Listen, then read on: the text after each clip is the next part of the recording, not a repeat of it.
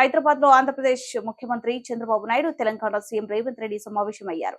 10 ఏళ్లుగా పరిష్కారం కాని విభజన హామీలు, ఆస్తుల పంపకానికి సంబంధించిన అంశాలపై చర్చించారు. ప్రజాభవన్ లో సమావేశమైన తెలుగు రాష్ట్రాల సీఎంలు 2 గంటల పాటు చర్చలు జరిపారు. మరోసారి భేటీ కావాలని ఇద్దరు నేతలు నిర్ణయించారు. విభజన సమస్యలను త్వరితగతిన పరిష్కరించేందుకు వీలుగా 2 రాష్ట్రాల ఉన్నత అధికారులతో ఓ కమిటీని వేయాలని నిర్ణయించినట్లు తెలుస్తోంది. ప్రధానంగా భద్రాచలం నుండి ఏపీలో కలిపిన 5 మండలాల్లోని 5 గ్రామాలను తమకు తిరిగి ఇవ్వాలని తెలంగాణ ప్రభుత్వం కోరింది. ఈ విషయంలో చంద్రబాబు సానుకూలంగా స్పందించినట్లు తెలుస్తుంది. భద్రాచలం పట్టణానికి ఆనుకుని ఉన్న ఏటపాక, కన్నాయగూడెం, పిచ్చుకలపాడు, గుండాల, పురుషోత్తపట్నం పంచాయతీలను తిరిగి తెలంగాణలో కలపాలన్న డిమాండ్ ఎప్పటి నుండో వినిపిస్తుంది. ఈ గ్రామాల విలీనంతో భద్రాచలం పట్టణ అభివృద్ధికి అవకాశం ఉంటుందని చెబుతుంది.